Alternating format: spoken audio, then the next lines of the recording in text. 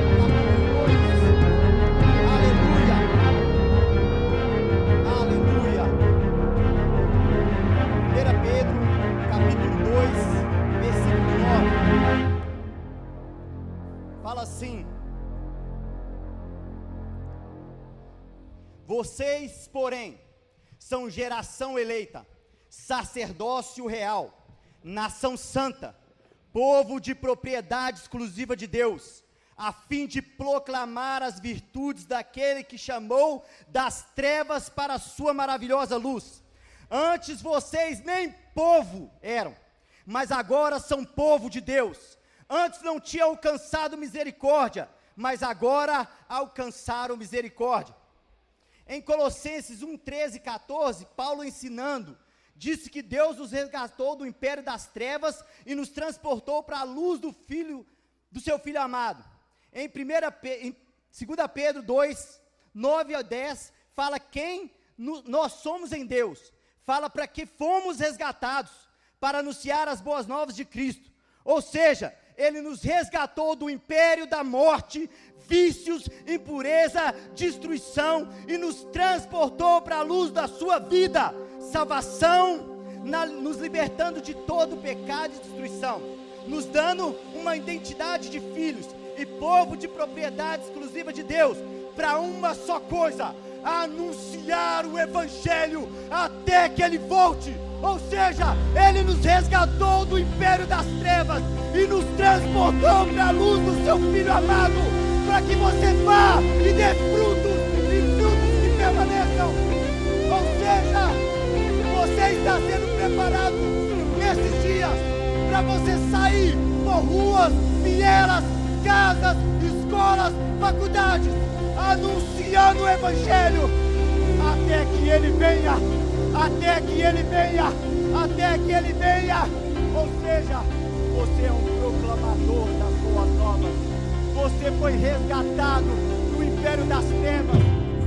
Sabe onde ele foi? Lá na escuridão, lá no lamaçal, lá na sujeira, onde ninguém te dava atenção, ninguém olhava para você. Mas ele falou: eu, Senhor, sou perito em reciclagem. Me devolve, Satanás, que ele é meu, e eu vou fazer dele um pregador do Evangelho, pregador das boas novas. Então deixa eu te falar uma coisa: você tem uma missão, e a missão é ide, pregai o Evangelho a toda criatura. Aquele que crer e for batizado será salvo. Você foi resgatado do inferno para a luz do Senhor. Sabe o que nós temos que fazer? Dar uma resposta, responder a esse Jesus que nos salvou, responder a essa história que foi transformada, responder e pregar para aquele que está lá fora. Deus não nos chamou para o prédio, Deus nos prepara no prédio e nos manda para fora. Nós somos um quartel-general, onde o Senhor dá ordem e nós executamos com o poder do Senhor. Então eu te convido nessa noite a juntar toda a fé que você tem dentro de você, que arda dentro de você o fogo do Evangelho, que você possa não só orar, mas você possa gritar: quão grande é o Senhor, quão misericordioso é o Senhor. A palavra do Senhor fala uma coisa, eu quero que você preste bastante atenção. Ela fala assim: as portas do inferno não prevalecerão contra a igreja. Sabe o que isso quer dizer? Que eu e você fomos chamados pelo Senhor para esmurrar o inferno e pedir e mandar: devolve o que é do Senhor, Satanás. E os demônios, os anjos caídos do outro lado do portão vão dar assim: o que será de nós? O que será de nós? A igreja do Senhor prevaleceu. A igreja do Senhor prevaleceu. E um dia nós vamos nos encontrar, meu irmão, com o nosso Senhor. E Ele vai falar: ei, bendito, entra no gozo do teu Senhor. E nós vamos fazer uma grande festa. E eu quero te convidar nessa noite para você fazer uma preliminar do que vai ser no céu. Então grite, pule, cante, adore como você nunca adorou. Viva como se Jesus morreu ontem, ressuscitou hoje e vai voltar amanhã para buscar a tua igreja. Seja intencional. Pai, muito obrigado por esse dia. Eu quero adorar o Senhor e agradecer o teu nome. Obrigado, Deus, pela oportunidade que o Senhor nos deu do Evangelho de Cristo Jesus. Obrigado, Deus, porque o Senhor foi lá onde ninguém dava atenção para nós e nos resgatou, nos transformou, nos fez nova criatura e nos levou para sermos filhos, herdeiro com Deus e co-herdeiro com Cristo. Nós te adoramos, nós te exaltamos, engrandecido seja o teu nome. E toda a terra saiba que só tem um Deus, o nosso Deus, o Deus Todo-Poderoso, Criador dos céus e da terra. Então adore. Obrigado, Jesus.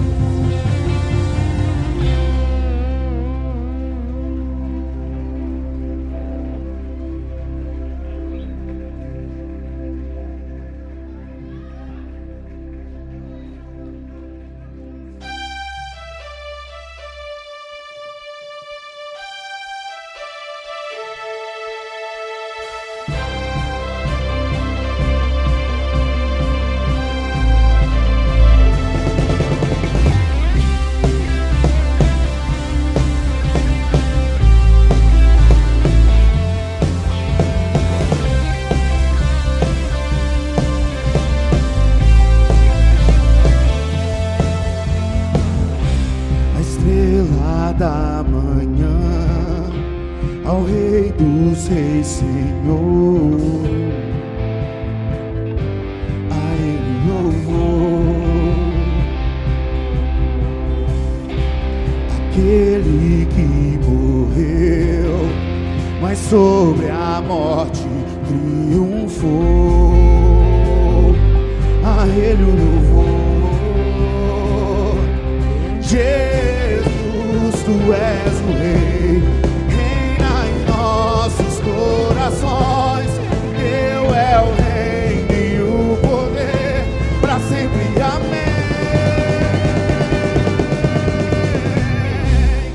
Tua igreja canta a ti, ergue a voz pra declarar, um só povo a proclamar, cantando bem alto, bem alto.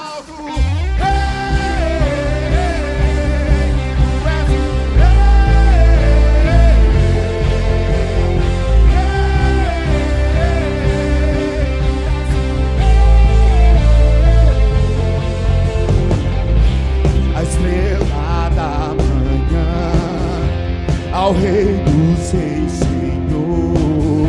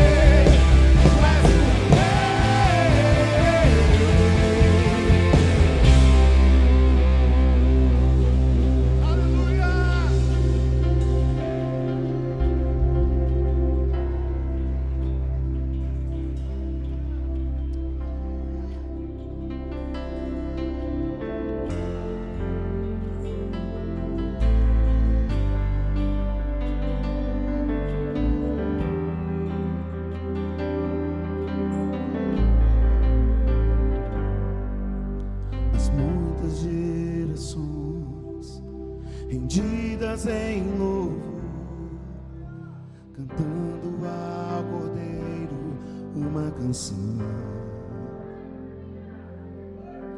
Os que te se foram e os que hão de crer, cantando ao Cordeiro uma canção.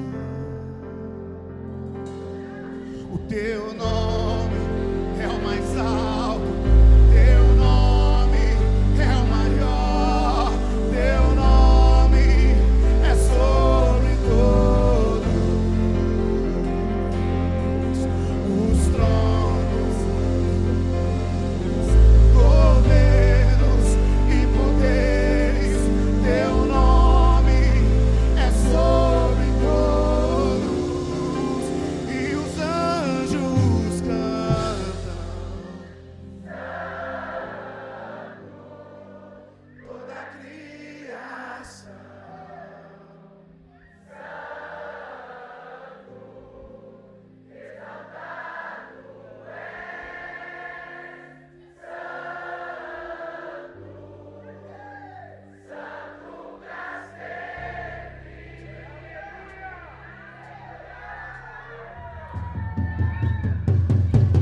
quem foi perdoado e redimido foi, cante ao Cordeiro uma canção. Aquele que é livre e leva o seu nome, cante ao Cordeiro uma canção. Nós cantaremos para sempre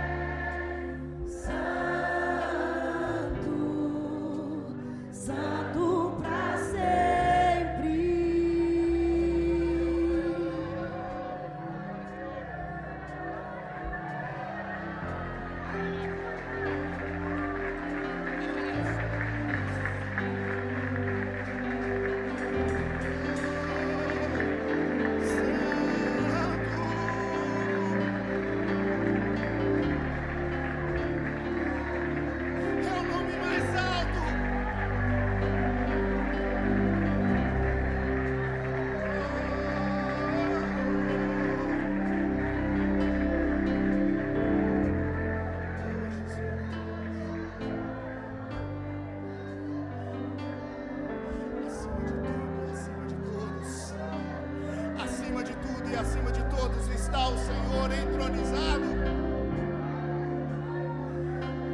Oh, Jesus. Santo para sempre. Santo para sempre.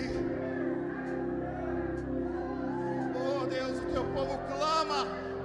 Nós clamamos a ti, Senhor. Oh, Deus.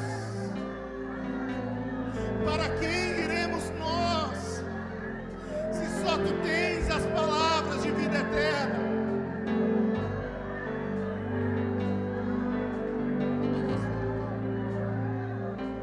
Oh, aleluia!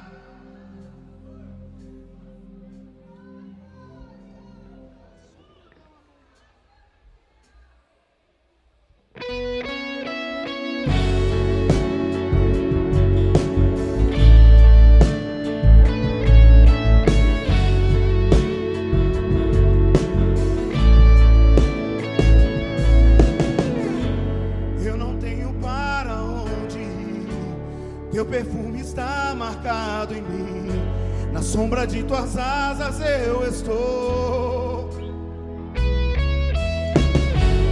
Eu não sei mais o que fazer, sem tua presença eu não sei viver, não existe vida além de ti. Único, tu és único, incomparável és meu coração. Tudo que tem sou, é tudo teu. Eu não tenho para onde ir, o teu perfume está marcado em mim, na sombra de tuas asas eu estou. Eu não sei mais o que fazer, sem tua presença eu não sei viver, não existe vida além de ti. Único, tu és único, incomparável és na minha vida. Meu coração não cabe outro amor. Tudo que tem e sou é tudo teu.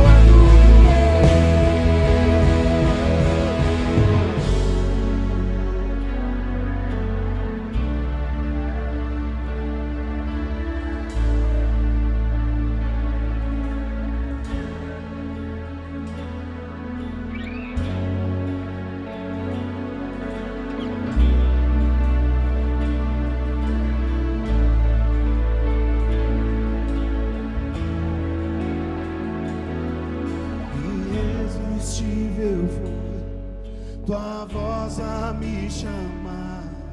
Palavras de vida eterna só tu tens pra mim.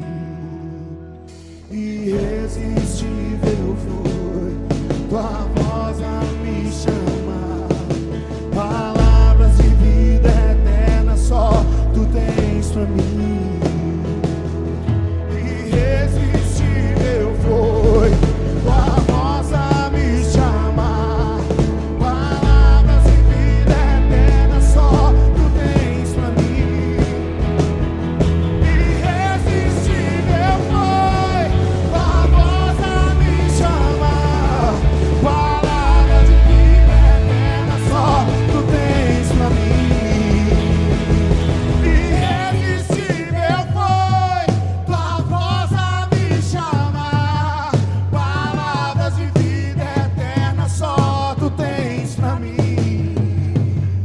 Irresistível foi Tua voz a me chamar. palavras de vida eterna só tu tens pra mim.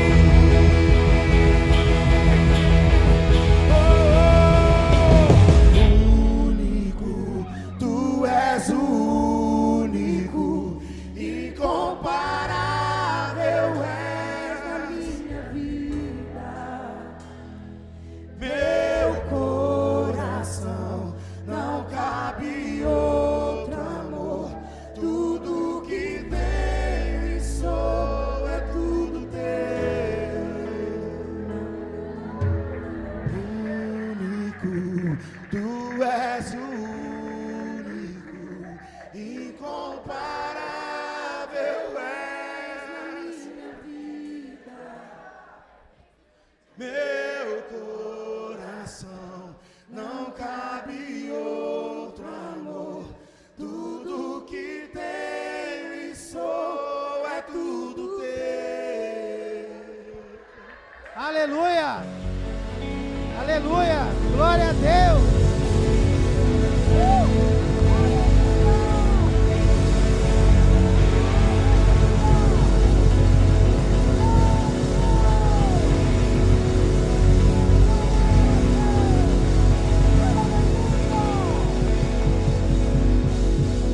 Aleluias! Amém? Podeis ficar à vontade. Amém? Vamos falar um pouco sobre a oferta, amém? Amados, temos sido abençoados nesses dias? Aleluia. Estou ansioso por ouvir a palavra, né? Deus é gracioso conosco, amém? A oferta é destinada para as missões e nós temos aqui o nosso QR Code, amém? E o nosso Pix. Amados, vamos abrir as nossas Bíblias no livro de Lucas 10, eu tenho meditado nesse texto, já tem uns 20 dias, amém? Vamos ler a partir do verso 30. Lucas 10, verso 30.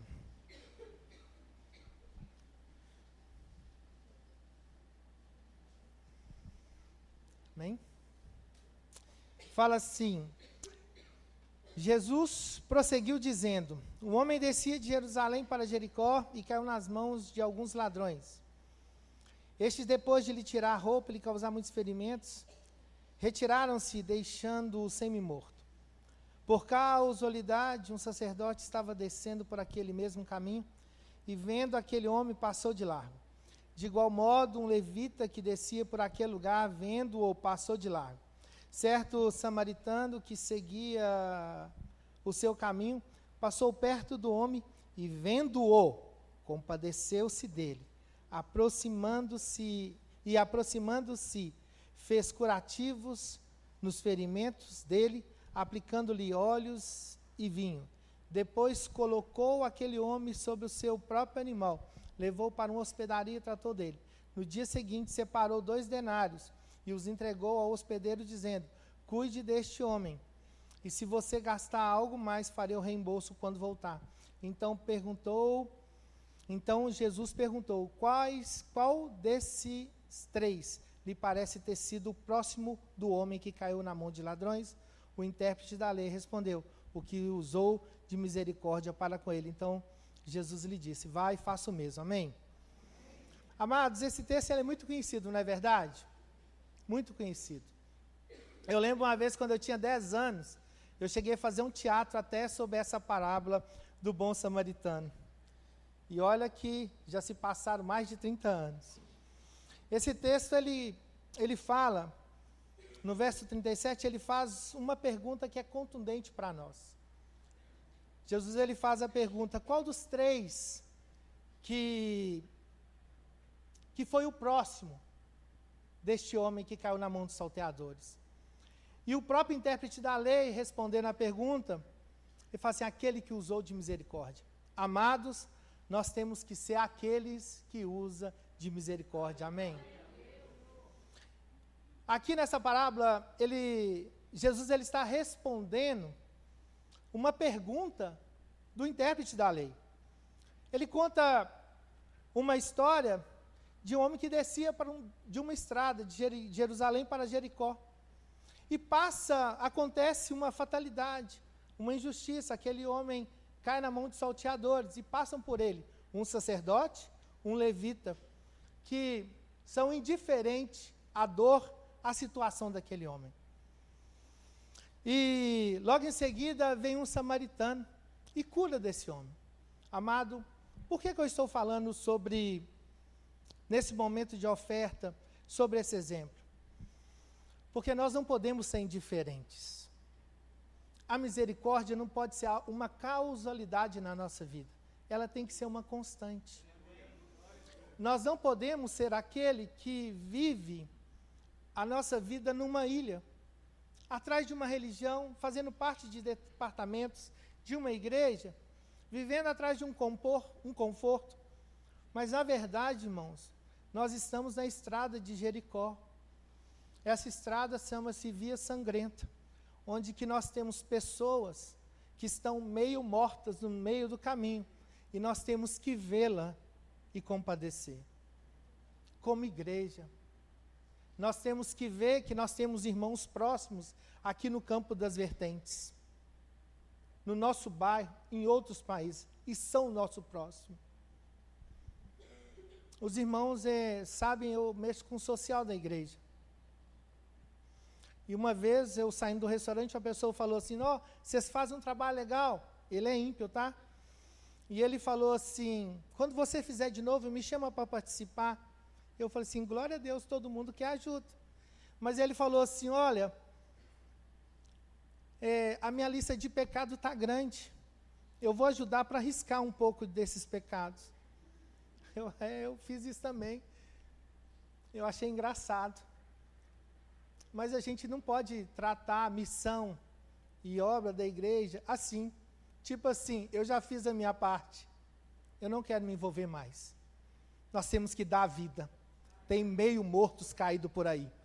Não só no nosso bairro, em outras cidades, em outro país. Então te convido a usar de misericórdia, que seja uma constante. Te convido a ficar sob seus pés. Vamos ofertar ao nosso Deus.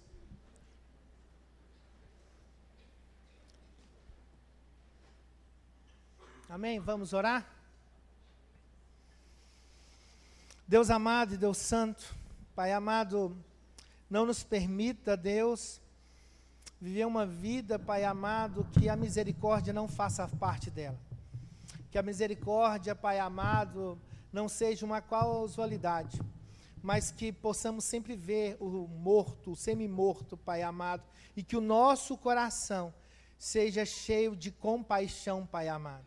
Pai amado, eu te peço em nome de Jesus, Pai amado, que essa seja uma verdade na nossa vida.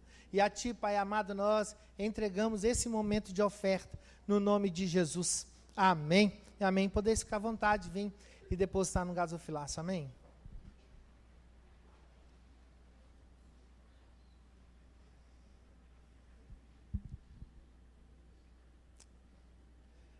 Amém. Amém, glória a Deus. Amados, quem teve aqui semana passada? Amém? Lembram da Danúbia? Ela tirou um tempo, ela expôs o trabalho que ajuda igrejas, e nessa noite nós vamos fazer a mesma coisa. Nós vamos apresentar um trabalho que vai te ajudar muito como líder, como pastor. Gostaria de chamar aqui o Rafael. Cadê o Rafael Roosevelt? Amém? Vamos aplaudir o Senhor pela vida do Rafael?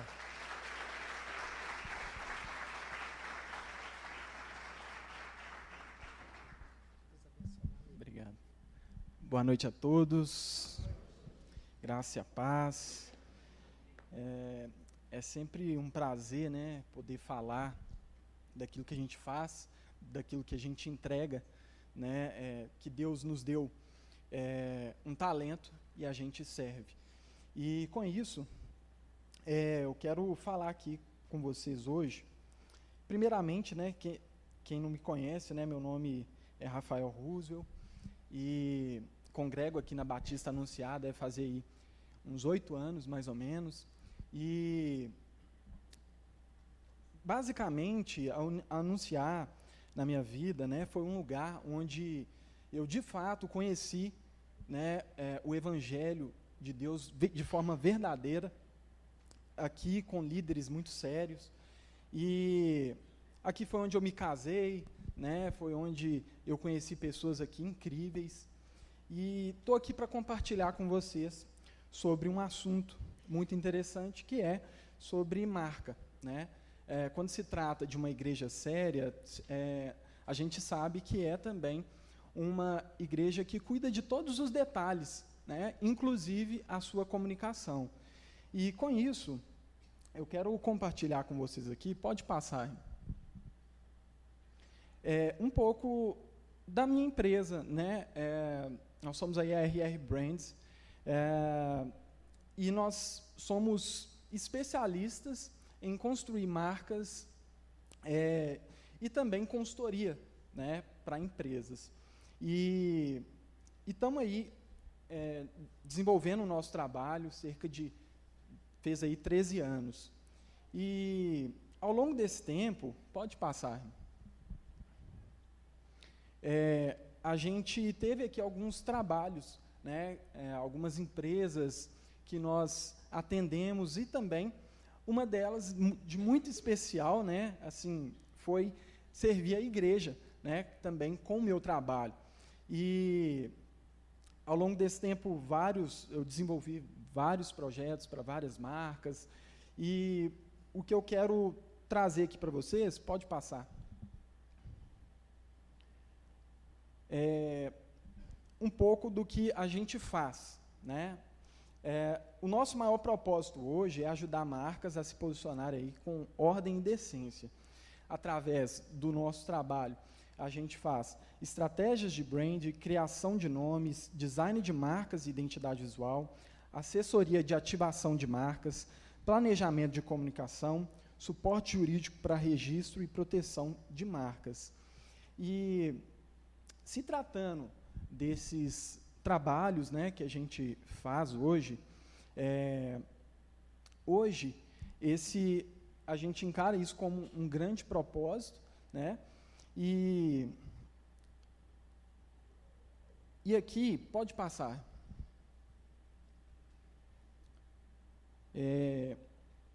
para a gente iniciar, né, para a gente entender um pouquinho sobre isso, eu sei que é um assunto um pouco técnico, né, muitas das vezes no meio corporativo, talvez você já deve ter escutado falar sobre brand. Quem aqui já ouviu falar sobre brand?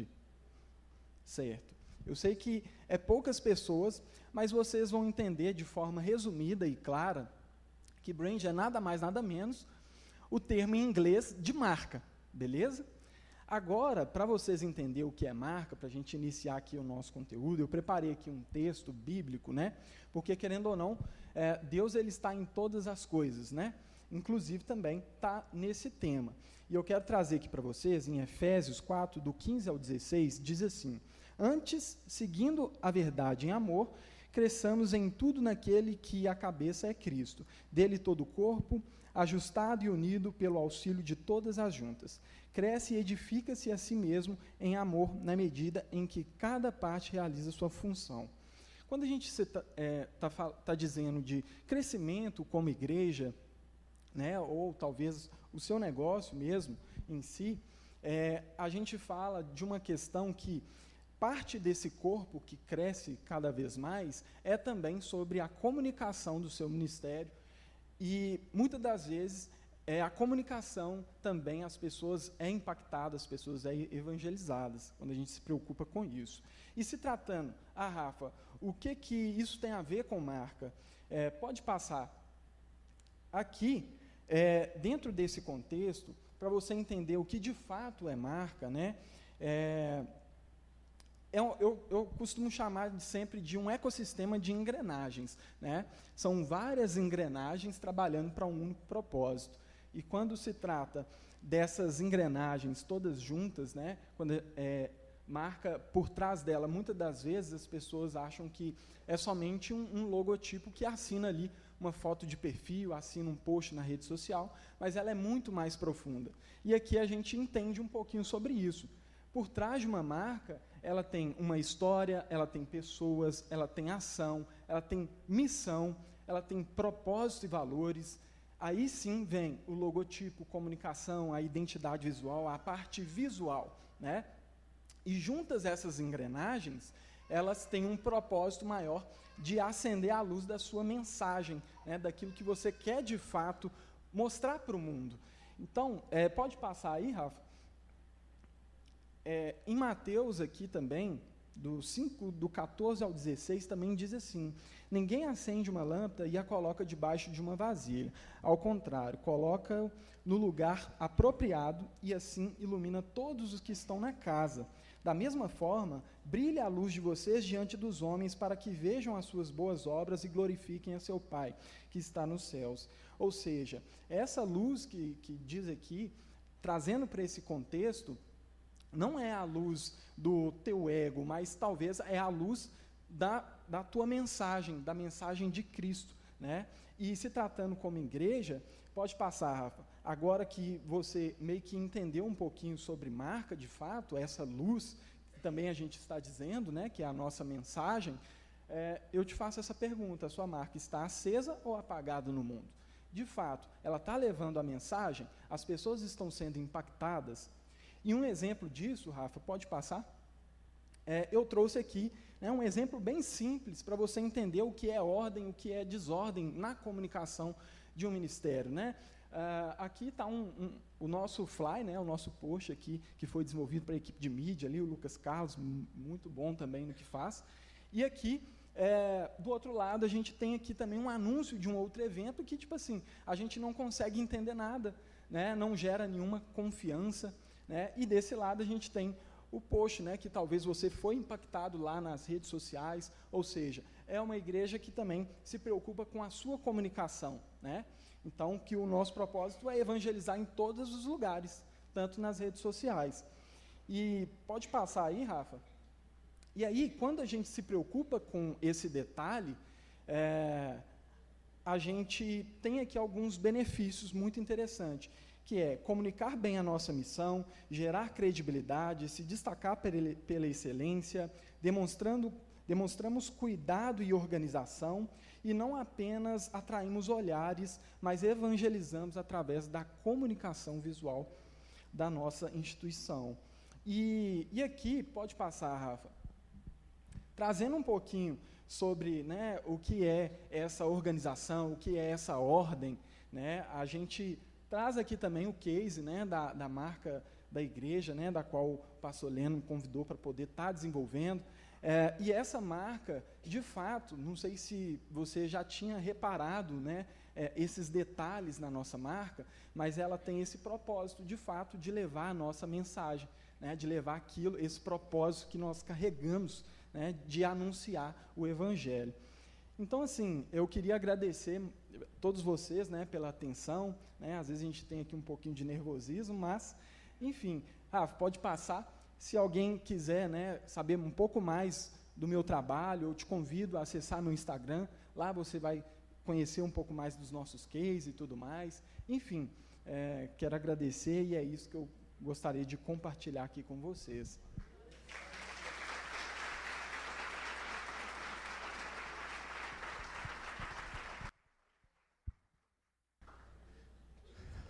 Obrigado, Rafael. Deus te abençoe. Neemias, capítulo 2, por favor.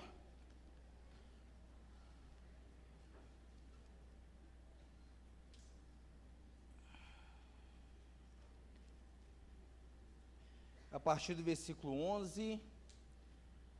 A graça e a paz a todos, tudo bem, irmãos?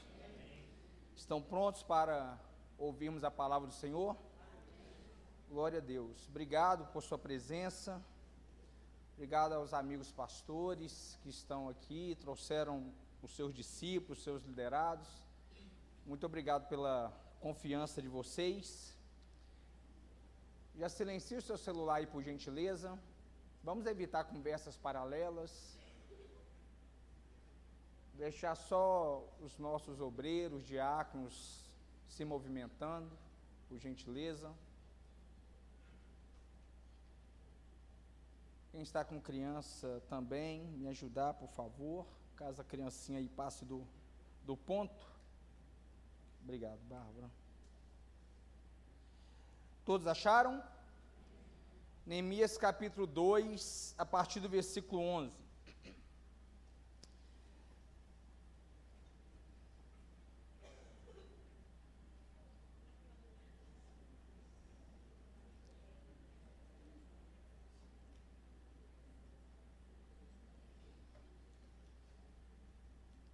Está escrito assim: então cheguei a Jerusalém, depois de esperar 3 dias, me levantei à noite, junto com os poucos homens que estavam comigo. Não declarei a ninguém o que o meu Deus havia posto no meu coração para eu fazer em Jerusalém. Não havia comigo animal algum, a não ser o que eu montava. De noite, saí pelo portão do vale em direção à fonte do dragão e ao portão do monturo, e inspecionei as muralhas de Jerusalém que estavam em ruínas e cujos portões tinham sido destruídos pelo fogo. Passei ao portão da fonte e ao tanque do rei, mas não havia lugar por onde o animal que eu montava pudesse passar. Subi à noite pelo vale, sempre inspecionando as muralhas. Voltei, entrei pelo portão do vale e fui para casa.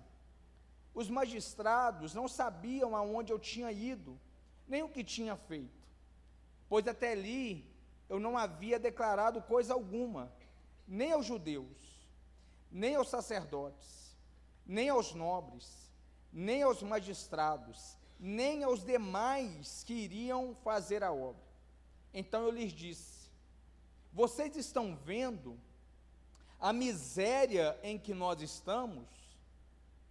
Jerusalém em ruínas, e os seus portões destruídos pelo fogo. Venham, vamos reconstruir as muralhas de Jerusalém, para nos livrarmos desta vergonha. Deus, obrigado por essa palavra. Me use essa noite por misericórdia e graça, em nome de Jesus. Amém. Queridos, o contexto deste texto é que Neemias, após ser liberado pelo rei, para cumprir sua missão em relação a Jerusalém, Neemias realiza uma inspeção ao redor da cidade. Ele analisa os fatos, identifica o caos e elabora um relatório sobre as calamidades presentes em Jerusalém. Após a inspeção, Neemias se aproxima do povo e diz exatamente o que acabamos de ler. Vejam a situação de miséria em que nos encontramos. Jerusalém está arruinada, suas portas queimadas. Venham, pois, e reedifiquemos os muros de Jerusalém, para deixarmos de ser uma vergonha. A expressividade de Neemias é extremamente clara em relação à descrição objetiva daquilo que ele observa. Diante do que Neemias vê, percebe-se que ele não exagera nos fatos. Neemias não oculta detalhes e também não minimiza a situação. Neemias relata minuciosamente tudo o que percebeu durante sua inspeção. Neemias não finge que estava tudo bem. Neemias não finge que tudo estava sob controle, como muitos de nós fazemos diante das nossas igrejas ou células quando nada vai bem. E fazemos isso com a intenção de não termos que assumir a culpa pela decadência real e presente. Tudo que um líder enxerga diante dele, porque ele enxergou, ele se torna responsável de ter que resolver. Mas voltando para o texto, são essas palavras contundentes de Neemias que mostram o quadro exato da calamidade que Jerusalém, ou seja, o povo de Deus, estavam vivendo neste episódio. As palavras aqui de Neemias são profundas e incisivas. São expressões que, se você observar, vêm direto da alma de Neemias. Essas palavras são confrontos expostos, objetivos, diretos. As expressões de Neemias assustam, mas, por outro lado, esclarecem. E é assim que ele apresenta essa realidade que o transtorna e o assusta. Eu fiquei pensando se, ao receber a primeira notícia pelo seu irmão, que os muros estavam arruinados, Neemias chorou, orou e jejuou. Imagine o sentimento e o susto de Neemias agora, vendo toda aquela catástrofe de perto. Mas, a despeito do susto e do transtorno que sente, Neemias se posiciona como um verdadeiro líder. De fato, deve se posicionar. Como ele se posiciona? Ele se posiciona declarando e discussando sobre as implicações do resultado do seu próprio relatório, fazendo assim uma convocação solene ao povo de Jerusalém. Está vendo a miséria em que estamos? Jerusalém está arruinada, suas portas queimadas. Venham, pois, e reedifiquemos os muros de Jerusalém. Logo depois dessas falas, a conclusão dos argumentos de Neemias é assustadora. Ele diz: deixemos de ser uma vergonha.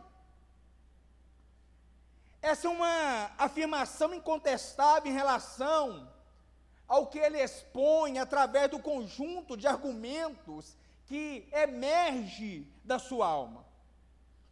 E o final disso tudo me parece de fato um grito, onde ele diz, e repito: deixemos de ser uma vergonha. E fica a pergunta: quando foi que o povo de Deus se tornou uma vergonha? Respondo: quando o povo de Deus permitiu alguns detalhes que encontramos neste versículo base, que eu quero trabalhar a partir dele com vocês hoje à noite. Amados, para que a igreja seja respeitada, para que a igreja seja considerada, para que a igreja seja ovacionada e buscada pelas pessoas, ela precisa, antes de tudo, se tornar uma igreja relevante. Uma igreja que não esteja manchada, uma igreja que não esteja corrompida, que não esteja apática, que não esteja dividida.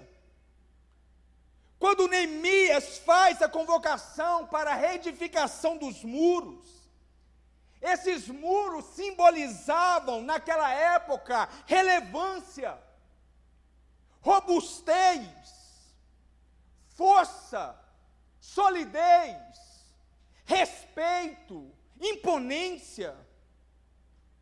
Muros erguidos mostrariam que aquele lugar tinha líder,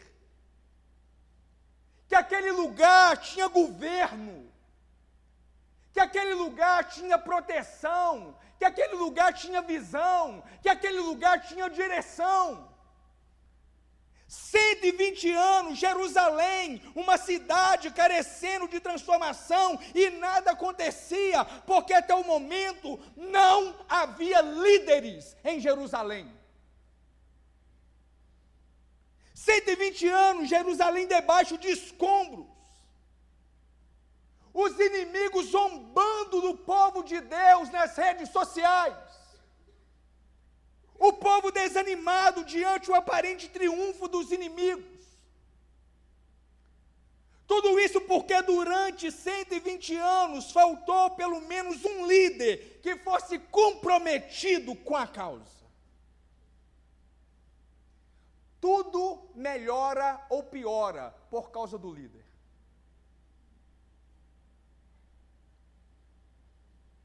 É o líder que dá cor para o trabalho. É o líder que dá vigor para o trabalho. Quando o líder melhora, tudo melhora. Quando o líder piora, tudo piora. É por isso que quando um líder para de melhorar, ele deve repensar sobre a necessidade dele parar de liderar. Ou seja, o convite de hoje, através dessa exposição bíblica, é para que a igreja, o povo de Deus que somos nós, os líderes e pastores que estão aqui, possam se fortalecer de tal forma que consigam recuperar sua honra e deixar de ser uma vergonha. Neemias, que na minha opinião é um dos líderes mais brilhantes que já pisaram nessa terra, faz essa convocação e exige que a reedificação seja feita por todos. Veja sua fala: vinde, pois, plural, e reedifiquemos os muros. É impossível edificar o reino de Deus, revitalizar a igreja local, transformar uma cidade em qualquer lugar do mundo através de uma só pessoa. Já dizia John Maxwell, quem cresceu sozinho fez algo de errado pelo caminho. Por melhor que seja um líder, é impossível o mesmo realizar qualquer visão e missão sozinho. Embora toda grande obra comece com um grande líder, mas uma grande obra só será concluída com uma grande equipe. Pare de deixar a missão da sua igreja, que é ser uma igreja relevante, com poder suficiente para transformar uma cidade, apenas nas mãos do seu pastor. Pare de deixar a missão da sua igreja, de ser uma igreja adoradora, somente nas mãos dos ministros de louvor. Alguns pastores ficam questionando, por que a minha igreja não adora? Por que a minha igreja não canta? Por que não há uma experiência em nossa igreja local, a partir da ministração dos louvores? Porque você, pastor, não se envolve com a adoração. A sua igreja não vê você chorando. A sua igreja não vê você celebrando, quebrantado. Você só aparece na hora de pregar. Não depende só dos ministros. Pare de deixar a evangelização da sua igreja apenas para os evangelistas e missionários. Pare de deixar o discipulado apenas nas mãos dos líderes de células. Quem aqui acredita que a partir de uma célula é possível acontecer uma transformação em um bairro, em uma região, em uma cidade? Fica com a sua mão levantada. Pastor, cadê a célula que você lidera?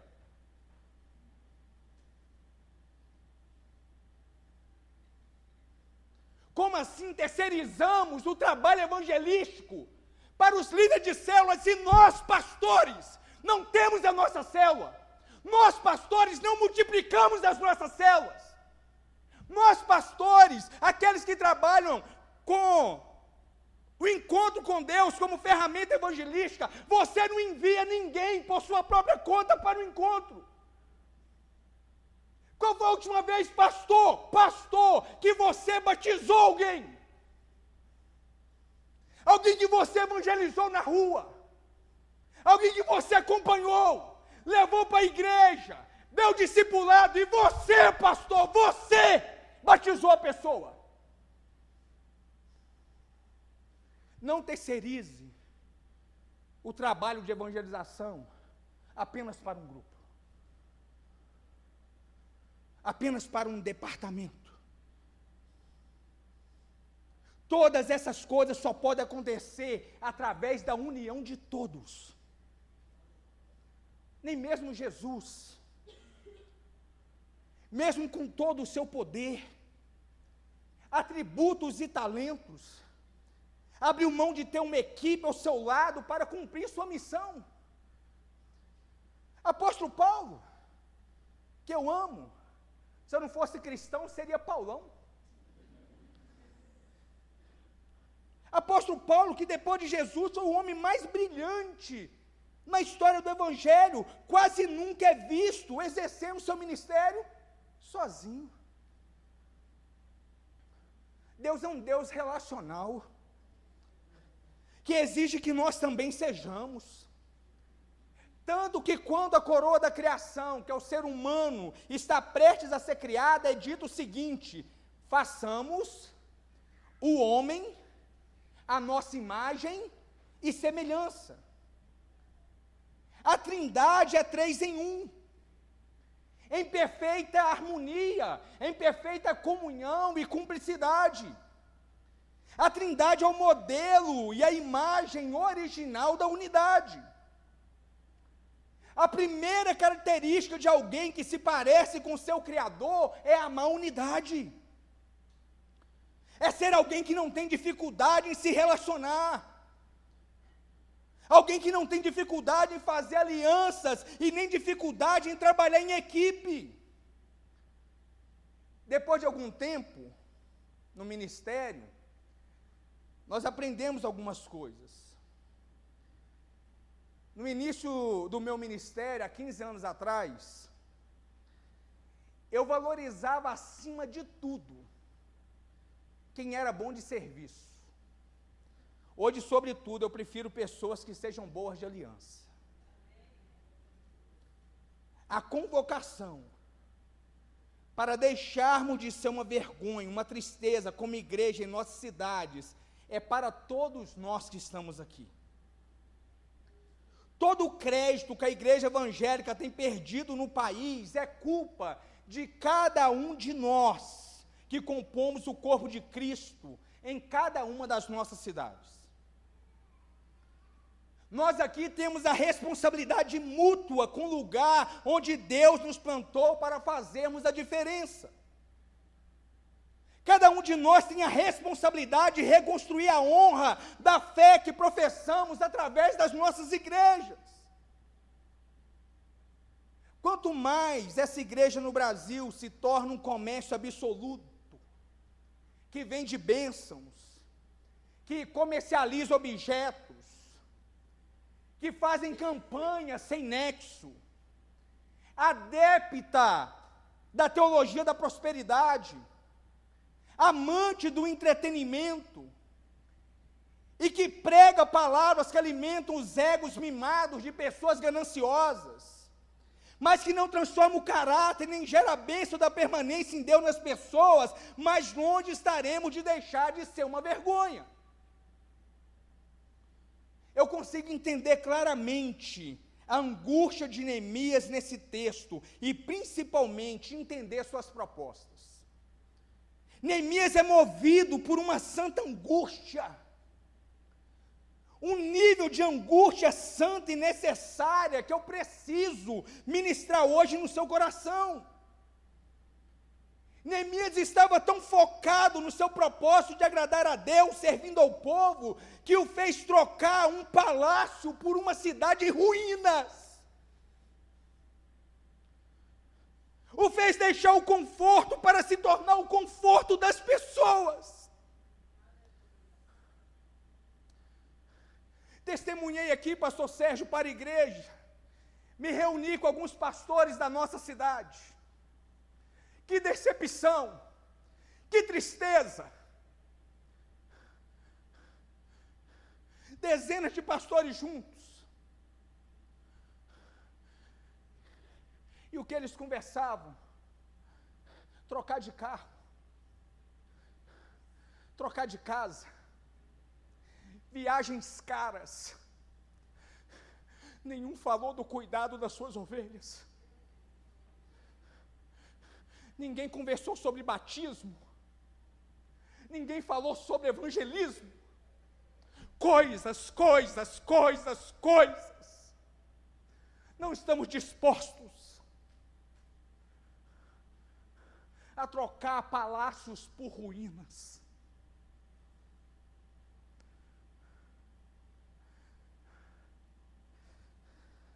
A primeira proposta de Neemias é encontrada na seguinte fala: veja a miséria em que nós nos encontramos.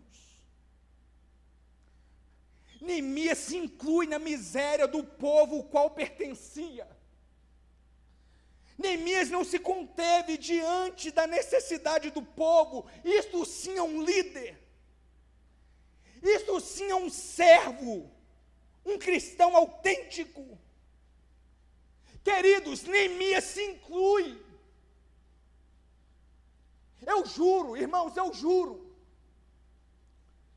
que um dia, há 23 anos atrás, a partir da minha conversão, pastor René, eu juro,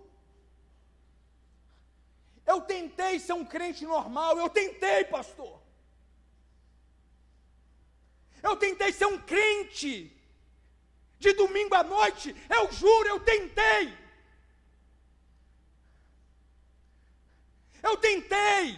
Pedro, eu tentei ser um jovem descolado, que depois do culto de jovens ia tomar um açaí, comer um café. Eu tentei, mas não consegui, diante da miséria do povo, que eu convivia com eles. Eu não consegui. Eu não consegui ser normal, morando em um bairro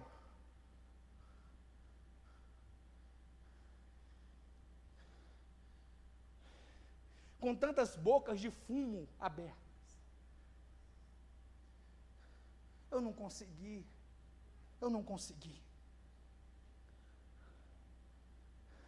Não queira viver uma vida de crente normal, porque quem vive o cristianismo de forma normal, geralmente está fora do propósito. É mais importante você saber para que você nasceu, do que entender por que você está vivo.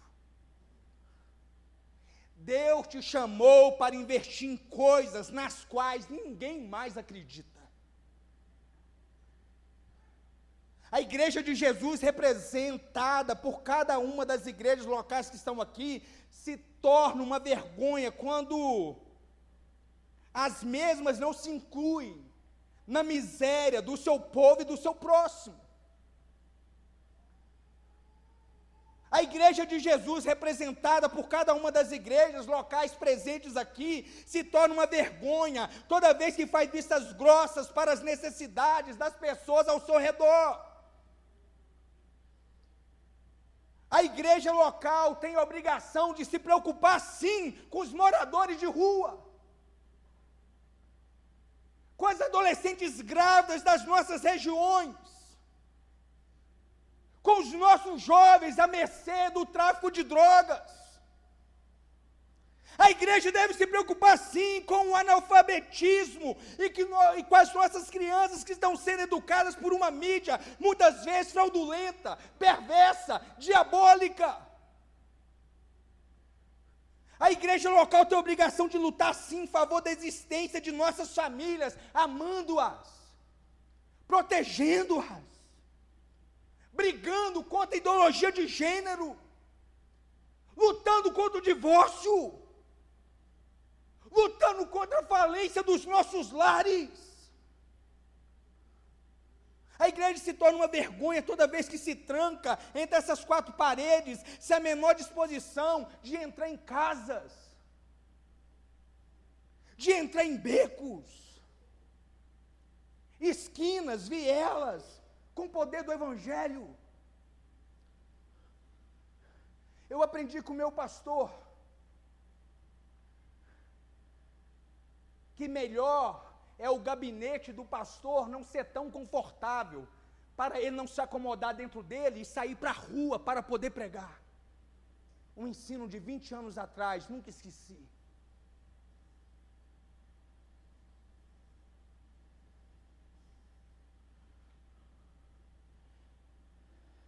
O que faz diferença em uma igreja não é um número de pessoas que vão no domingo para adorar, mas sim um número que após adorar, sai para poder servir. A igreja se tornou uma vergonha, desde o dia em que diminuiu seu encargo por missões.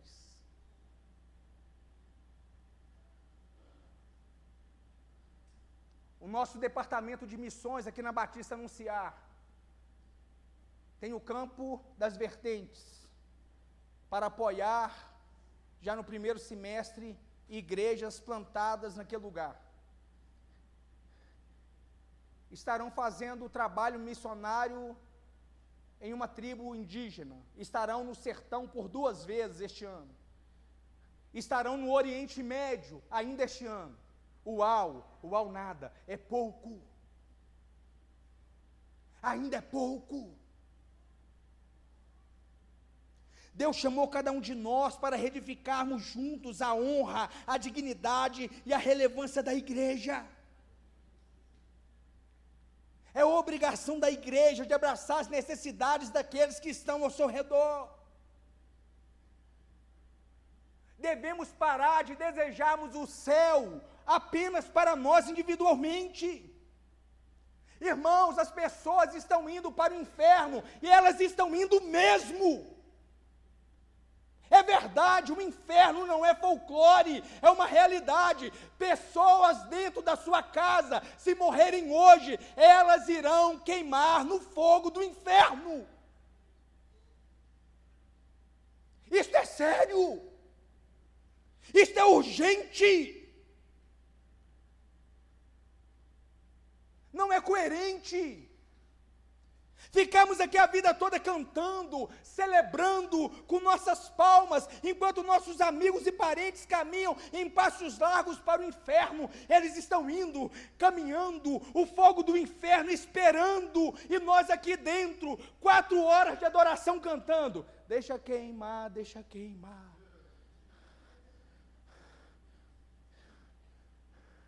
Irmãos, que possamos deixar de sermos uma vergonha. Precisamos nos incluir na miséria de todos os povos que Deus nos confiou para mudar a realidade deles. Você não é uma represa para conter água viva que recebe na sua congregação todo domingo. Você é um rio que Deus espera que flua em favor do seu próximo. Não dá mais para assistirmos a esse caos que vivemos de braços cruzados. Vamos reedificar os muros para deixarmos de ser uma vergonha.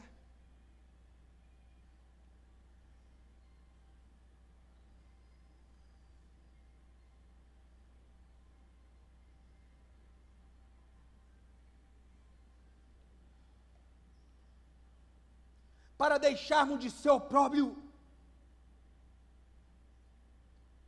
e para mudarmos essa situação humilhante em que vivemos como igreja. Deus vai te dar amanhã mesmo a oportunidade de você se incluir na miséria das pessoas e levantá-las para a glória de Deus. Nós professamos crer em Deus, Deus é um Deus missionário. Nós dizemos que estamos comprometidos com Cristo, Ele é um Cristo missionário. Nós afirmamos, estamos cheios do Espírito Santo, Ele é um Espírito missionário. Nós dizemos ter prazer em pertencer à igreja, a igreja é uma sociedade missionária.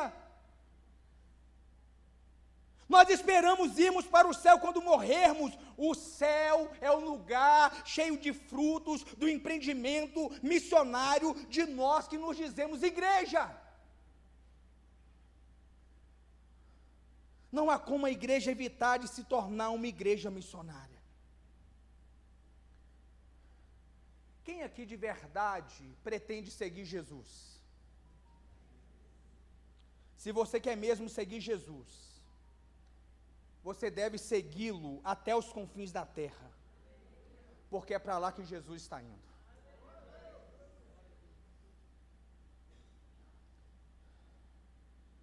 A segunda proposta de Neemias, para deixarmos de ser uma vergonha como igreja, é não mascarar a nossa verdadeira realidade. Olha o que Neemias diz: Jerusalém está arruinada. Ele primeiro traz a identidade e depois apresenta a realidade. Neemias não deixa a identidade camuflar a realidade do dono da identidade. É Jerusalém, é Jerusalém. É o povo de Deus, é o povo de Deus. Merece respeito, merece respeito. Merece reconhecimento pela história, merece reconhecimento. Mas isso não quer dizer que eu tenha que esconder que ela está arruinada. É pecado. Todo aquele que se esconde atrás do nome que tem, é pecado, porque isso se chama hipocrisia. O reino de Deus não funciona com currículo. Quem que é o rei da música? Roberto Carlos. Porque ele é o melhor cantor da atualidade? Não. Porque um dia ele foi. Então ele é rei por causa do currículo. O rei do futebol nem vivo mais está. Mas porque é ainda o rei? Por causa do currículo. No reino de Deus não tem currículo. Não importa o que você já fez há 10 anos atrás, 20 anos atrás, o que você está fazendo agora.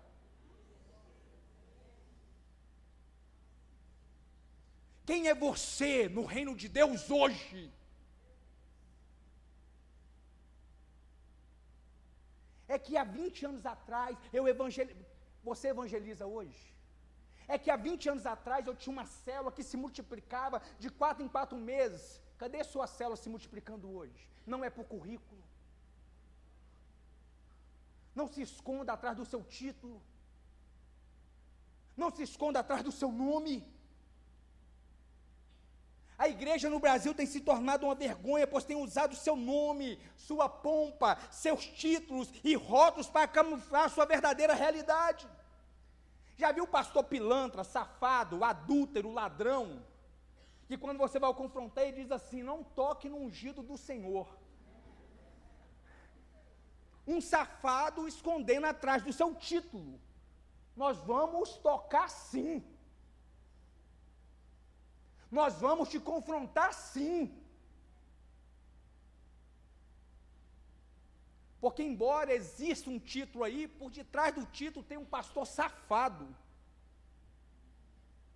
Tem um pastor pilantra, que precisa de confronto, que precisa ser exposto, que precisa de disciplina. Nós como igreja, não podemos nos contentar apenas com o nome que temos, precisamos rever nossa realidade, para que não tenhamos apenas um nome, mas também a saúde de uma verdadeira igreja. De que adianta tem uma placa escrita Jerusalém. Se eu entrar lá dentro, você descobre que está tudo em ruínas. Está tudo mal. Vive-se com nome, mas não há vida. Assim ficamos como a igreja de Sardes, em Apocalipse 3, tem nome de que está viva, mas na verdade está morta. A igreja brasileira precisa ter coragem para rever os seus conceitos e gritar que está em ruína, para consertarmos nossa realidade antes que o noivo volte. Não podemos mais nos esconder. Não podemos mais fazer vistas grossas. Não podemos mais ficar empurrando com a barriga a nossa ruína, sem tomarmos uma atitude de reconhecer que precisamos sim de uma reforma. Um dos nossos membros aqui na igreja fez alguns anos atrás uma enquete nas redes sociais perguntando se concordamos que a igreja precisa de outra reforma. Eu respondo que sim, vou mais além. Nós precisamos de uma reforma na nossa teologia, na nossa forma de pensar a igreja, na nossa maneira de encarar a política, entre outras coisas. Precisamos reconhecer a ruína, independentemente da força do nome que ainda temos. Deus nunca nos ensinou na Bíblia a esconder a realidade do que somos em detrimento do nome. Por exemplo, Davi, homem segundo o coração de Deus, mas a Bíblia não escondeu quando ele pecou. Abraão recebeu o título de amigo de Deus, mas a Bíblia não escondeu quando ele mentiu. Judas, o título de apóstolo, mas a Bíblia não esconde que ele se desviou.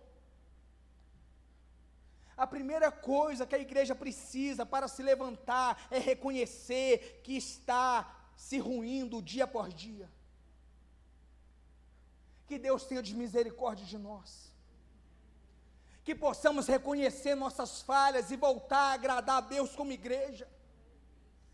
Neemias reconhece o nome, reverencia o nome, valoriza o nome, mas não esconde a realidade por trás do nome que tinha. Ele não esconde. Pastor, não esconda que está tudo mal. Líder de célula, não esconda que a sua célula se encontra estéril. Não esconda.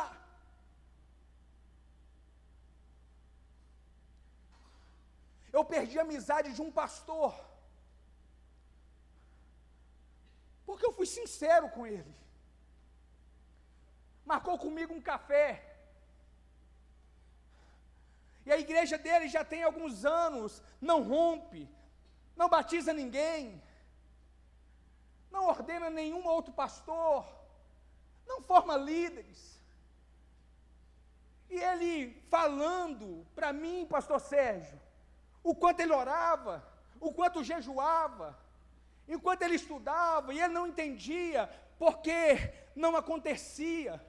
E se eu teria a resposta, eu falei, eu tenho a resposta para você. Ele, qual é a resposta? Você reconhecer que a sua igreja morreu. Misericórdia, não, a sua igreja morreu, pastor. Mas Jesus tem o poder de ressuscitá-la. Mas ela morreu. Eu perdi o pastor. Eu perdi o amigo. Porque não quis encarar a realidade. Encare a realidade, pastor. Encare a realidade, líder.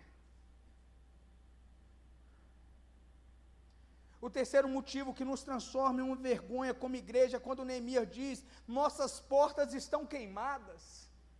Ou seja, aquilo que dava limites à entrada e à saída não existia mais. O que eles sempre lutaram para impedir agora estava entrando, e o que nunca deixaram sair agora estava saindo. As portas era exatamente o lugar onde os juízes se estabeleciam para julgar as causas e transgressões do povo. Sem portas não havia mais como estabelecer princípios, não tinha mais como impor regras, corrigir o povo. A igreja se torna uma vergonha quando não estabelece limites, quando não trabalha suas doutrinas, quando não exerce liderança espiritual sobre o povo. O último versículo de Juízes diz que o povo fazia o que queria em Israel, porque não havia liderança. Você reconhece um lugar sem liderança, quando todos fazem o que querem.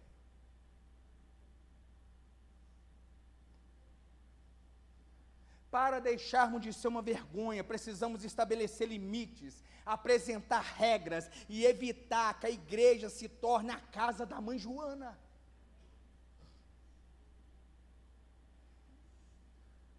Respeitar as portas, os muros estabelecidos. Já contei aqui 1 milhão de vezes.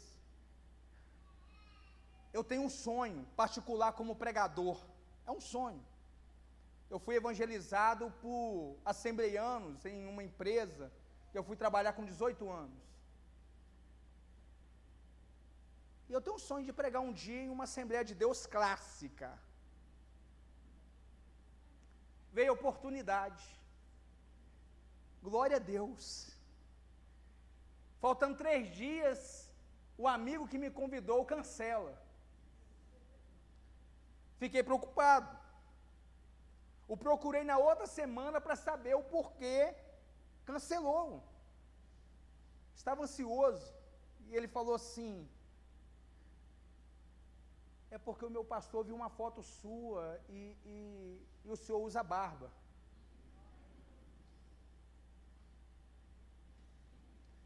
É a regra da sua igreja, querido? É. Sua igreja tem portas. Sua igreja tem muros. Sua igreja tem princípios. A próxima vez me avisa, eu tiro a barba. Eu preciso respeitar os muros. Porque o muro estabelece limites.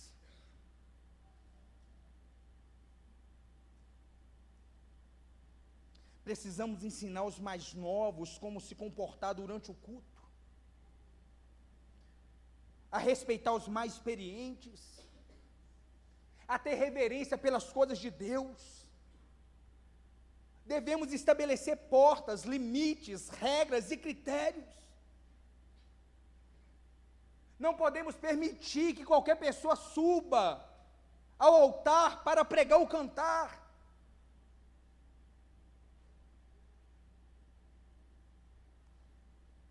Também não podemos deixar qualquer um, apenas porque o dízimo é alto, dirigir a igreja no lugar do pastor.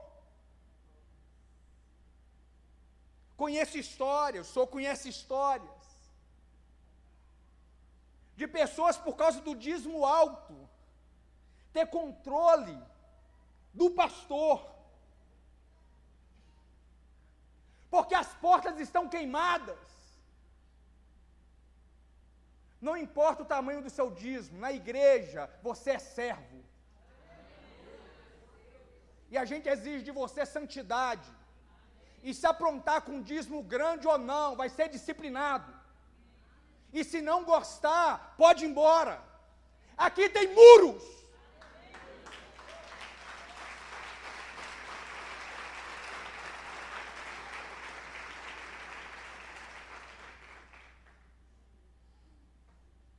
Devemos estabelecer portas. Não podemos permitir que as pessoas pequem, sejam rebeldes e não sejam corrigidas. Não podemos nos comportar como se as portas estivessem queimadas. Precisamos de equilíbrio. Precisamos de limites e regras, sim, para que o inimigo não entre e faça suas arruaças. Nós vamos deixar de ser uma vergonha quando nos incluirmos na miséria das pessoas. E já estou terminando, apenas revendo alguns tópicos. Se a dor dos outros não te incomoda, você está mais doente do que elas.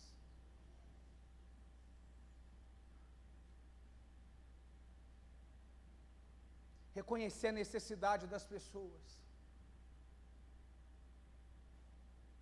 Ser grato pelo o que pessoas já fizeram estando ao seu lado. Fui fazer uma visita longa, distante. E alguém me perguntou assim: é muito longe. Você vai assim mesmo, querido? Não é longe para essa família congregar comigo todo domingo, porque seria longe para eu ir lá uma vez, 2 vezes no ano. Porque tem que ser um sacrifício para mim visitar uma ovelha, que todo domingo está aqui, que dizima aqui, que paga o meu salário, porque é peso, porque seria difícil. Leia a Bíblia nesses dias, e trate-a não como uma janela, mas como um espelho que revela quem você realmente é. Se a Bíblia ainda não curou você, ela não vai curar ninguém através de você. Devemos estabelecer limites em relação ao que entra e sai da nossa vida cristã. E o interessante é que quando Neemias propõe essa reforma, estabelece esses princípios, o povo abraça a ideia. Pastores, olha aqui para mim. Você só vai ganhar as mãos das pessoas para o trabalho se primeiro você ganhar o coração delas. Primeiro o coração, depois as mãos. Ganhe a confiança delas.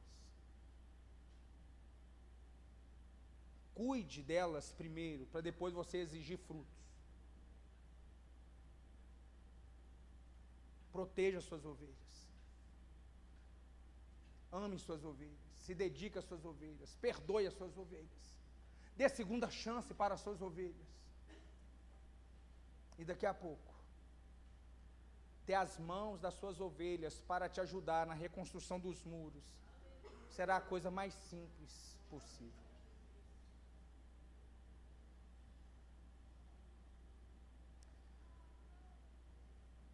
Quando Neemias propõe a reforma, o povo abraça. O povo segue a voz daquele líder e coloca a mão na massa. Vocês conseguem imaginar isso? A Bíblia diz que todos se envolveram com a reconstrução.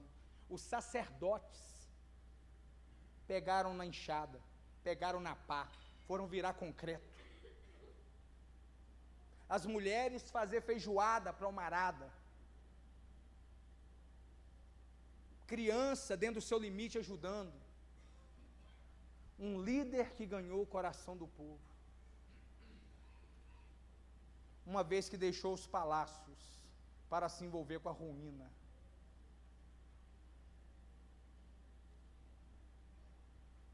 A coisa mais preciosa que Deus estabeleceu na terra foi a igreja.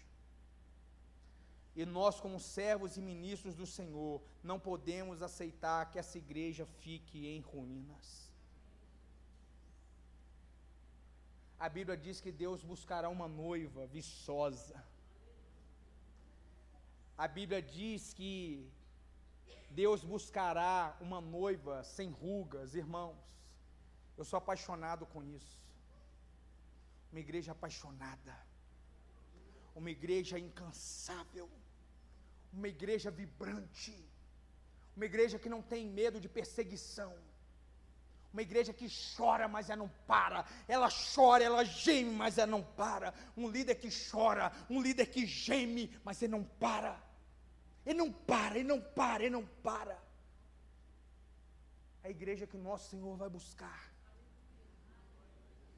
não é uma igreja apática, não é uma igreja morta, não é uma igreja, não, irmãos, é uma igreja vibrante, é uma igreja cheia de energia, é uma igreja cheia de garra, é um povo valente, é um povo que sangra, mas eles vão, é um povo, mas eles vão, eles são vibrantes, eles são apaixonantes. Quem olha de fora diz: meu Deus, o que acontece? Que tanto vigor, irmãos, nós amamos Jesus, nós queremos ser encontrados assim por Ele.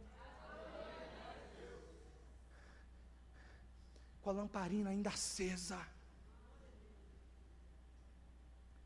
pastores de oração, pastores que amam a Bíblia, líderes de oração, um povo vibrante, um povo que não é uma vergonha, um povo destemido. Pastor, se a sua igreja fechar no bairro que ela está localizada, depois de quantos dias vão sentir falta dela? Quem é sua igreja na região que ela está plantada? Pense nisso. Pense no seu vigor nesses dias. Repense a sua paixão nesses dias.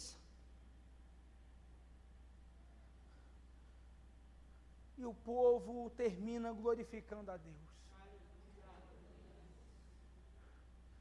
reconhecendo que Deus fez, que Deus realizou, que as mãos do Senhor estavam sobre eles. Eles trabalham, eles são apaixonados, eles são viçosos, mas a glória é de Deus, a glória é do Senhor. Se der errado, a culpa é nossa, mas se der certo, a glória é dele, somente dele. Eu gostaria que você ficasse de pé.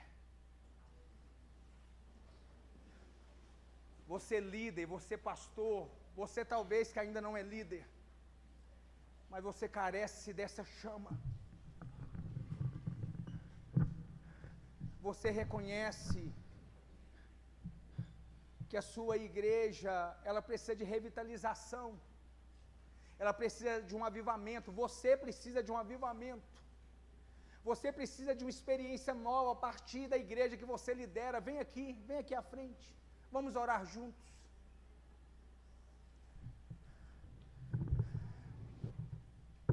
Você que deseja um avivamento para a sua igreja, um tempo de crescimento robusto para a sua igreja.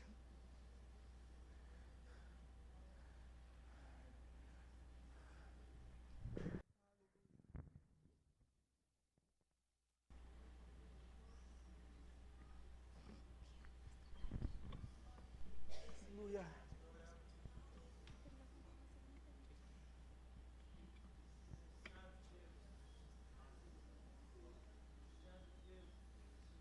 Pastores que estão aqui, me ajude por favor a impor as mãos. Quem quiser pode vir, mas nós vamos adorar. Enquanto nós vamos orar, interceder por essas pessoas, nós também vamos adorar. Então levante suas mãos onde você está.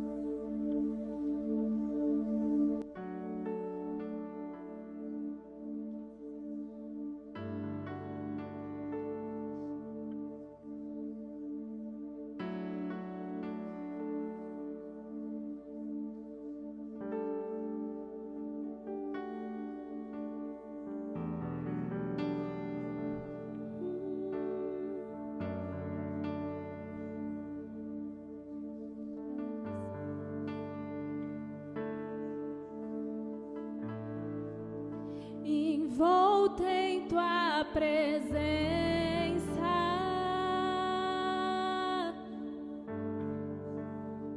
aos teus pés é onde eu quero estar, em meio à tua santidade, aqui quero ficar.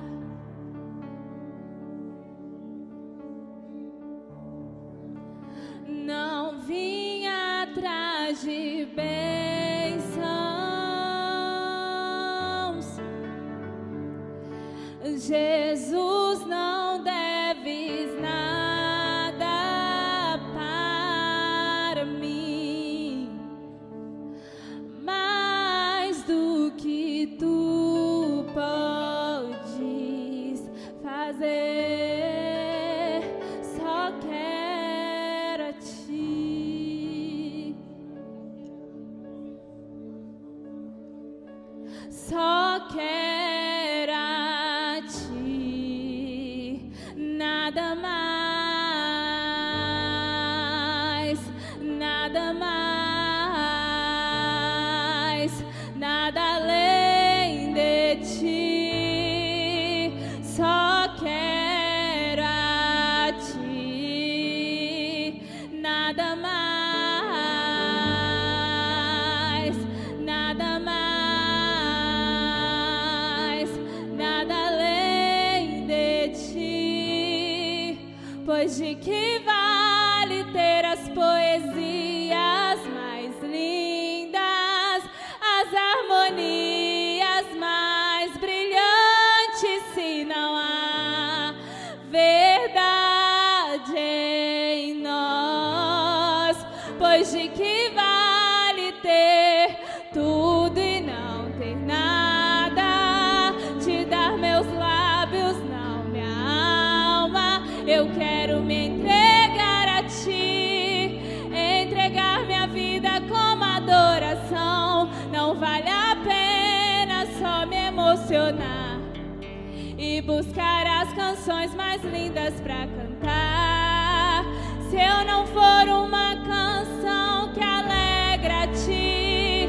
Se o meu coração não queimar por ti, não vale a pena só me emocionar e buscar as canções mais lindas pra cantar, se eu não for uma canção que alegra a ti. Se o meu coração não queimar por ti, não vale a pena só me emocionar e buscar as canções mais lindas pra cantar, se eu não for uma canção que alegra a ti. Se o meu coração não queimar por ti, só quero a ti, nada mais,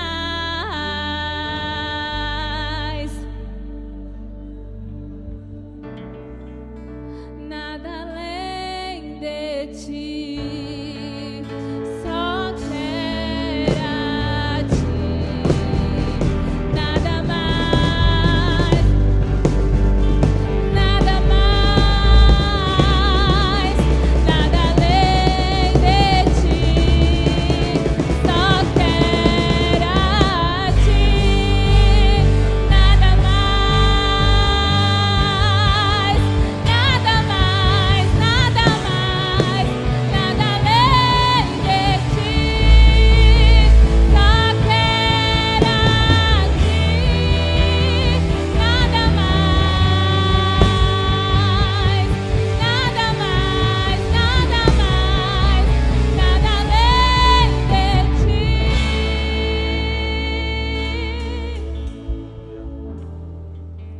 Levante suas mãos. Já vamos terminar a nossa reunião. Segunda que vem, pastor Cezinha Cita estará fechando essa capacitação. Não perca, por favor. Será um tempo de muita graça. Temos cantina, temos a nossa livraria também funcionando. Que a graça do nosso Senhor e Salvador Jesus Cristo, o amor do nosso poderoso e soberano Deus, que as duas comunhões do Espírito Santo seja sobre sua vida, sua casa, seu ministério, não só hoje, mas para todos sempre. Vão em paz e que Cristo Jesus abençoe.